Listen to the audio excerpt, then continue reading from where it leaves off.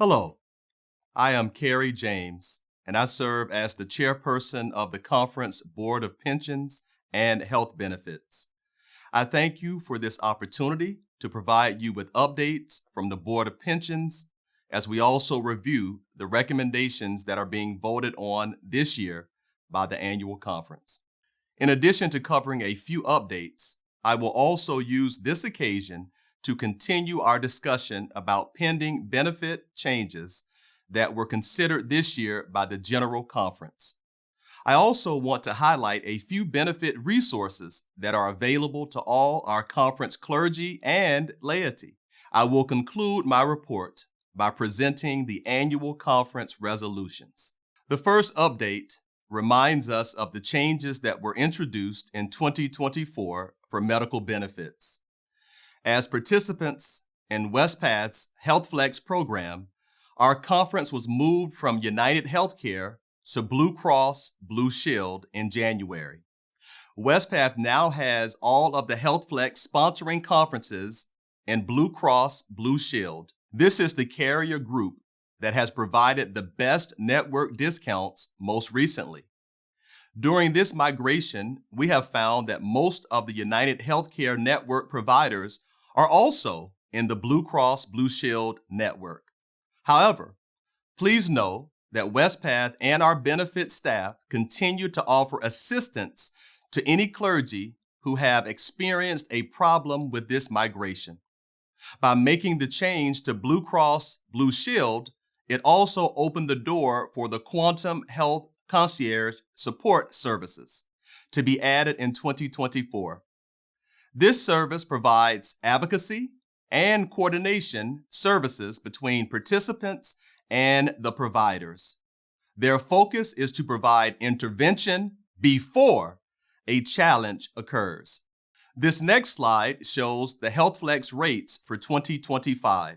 Medical costs continue to rise, and the premiums in 2025 will be increased by 7%. Fortunately, the conference reserves will be leveraged to reduce this increase to 3.8% for local churches and 3.5% on average for participants. As participants become familiar with the new Quantum Concierge services, it is our hope that it will provide a mitigating factor for future increases in our medical benefits. Our next benefit update in this report involves the retiree medical benefit. The HRA increase in 2025 will be 3% for retirees who use the VIA benefits program. Unlike the last 3 years, when this benefit was increased by 5% or greater, there appeared to be a moderation in the retiree medical premiums in 2024.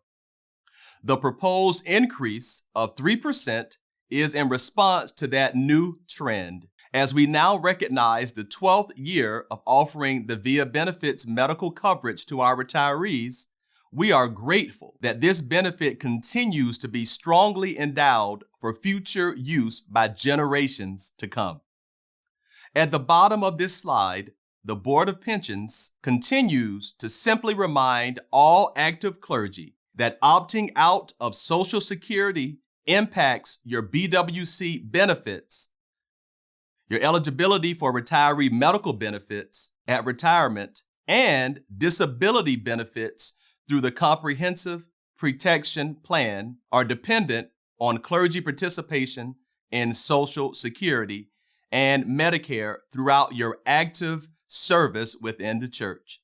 I ask that any clergy who are considering opting out of Social Security contact the HR Benefits Office before taking any steps that will significantly impact your BWC benefits. As part of this report, I also want to continue to keep before us the proposed pension plan that is being considered by the General Conference. Since I am recording this report prior to the General Conference vote, I will restrict my comments to just the high-level aspects of the proposal. If the proposal is approved by the General Conference, then we will prioritize our work with clergy and local churches to make sure we effectively implement the new plan.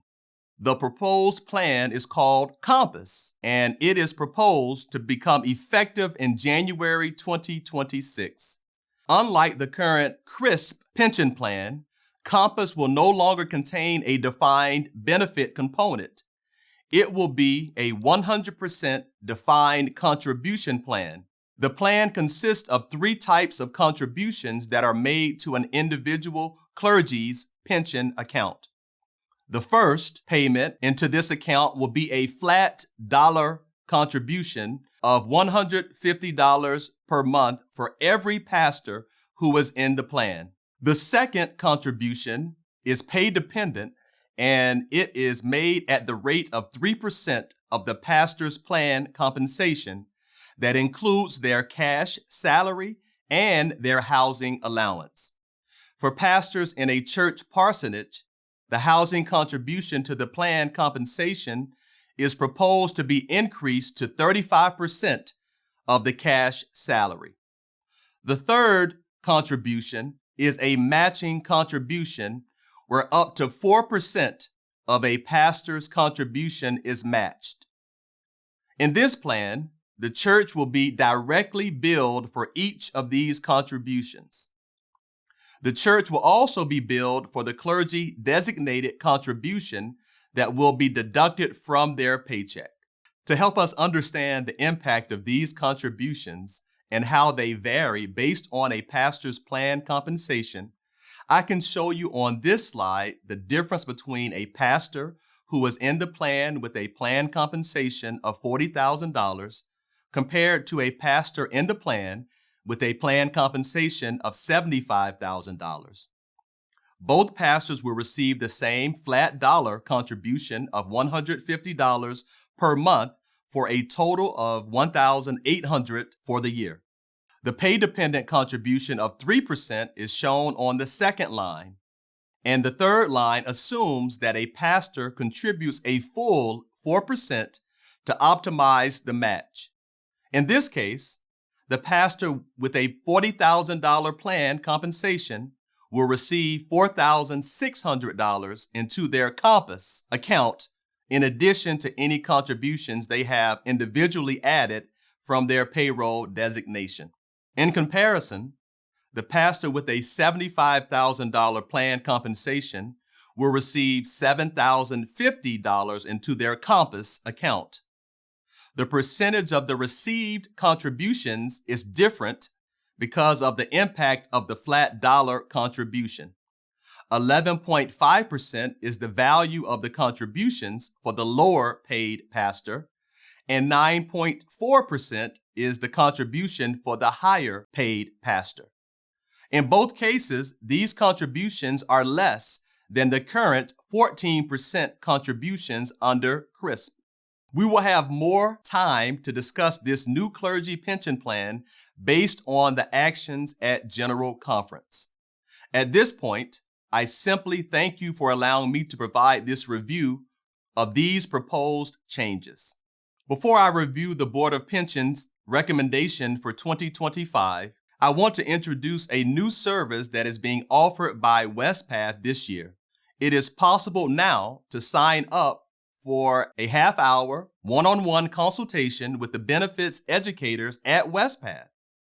Access to this sign-up is provided on our BWC website in the Pension Benefits section. These new services from WestPath complement the one-on-one consultations that Francis and Karen have been offering our clergy families for several years. I also wanted you to be aware of the video resources that our benefits office has provided on the BWC website.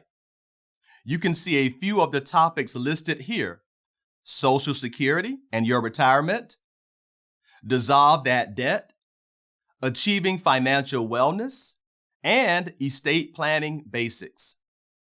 We thank you for considering these resources as you navigate your benefits. We also thank Francis and Karen in our benefits office for everything that they do to provide us with resources and consultations. I will now conclude our report with this year's recommendations from the Board of Pensions. We are asking for your approval of the Comprehensive Funding Plan. The Comprehensive Funding Plan evaluates the funding status of all conference pension and health benefits plans annually. This is to make sure that we have the funds to meet our commitments to our retirees. We celebrate that all of our funding ratios are greater than 100%, a confirmation that we have appropriate assets already in place to cover the existing liabilities associated with our benefits. We also seek your approval of the following recommendations. Number 1, we ask your approval to continue providing health benefits to retirees. Number 2, we ask your approval to continue providing a pre-1982 surviving spouse benefit at 85% of the participant level. Number 3, we ask your approval to increase the pre-1982 past service rate by 4% to $874 per credited year for pre-1982 pensions paid in 2025. Number 4, the previous slide listed the comprehensive funding plan details that must be approved each year by the annual conference. And finally, number 5, we ask your approval for the IRS required resolution on retiree housing allowance. I thank you for your support of the work of the Conference Board of Pensions and Health Benefits. This completes my report, and I appreciate being able to address the annual conference in this way. Thank you, Bishop Easterling.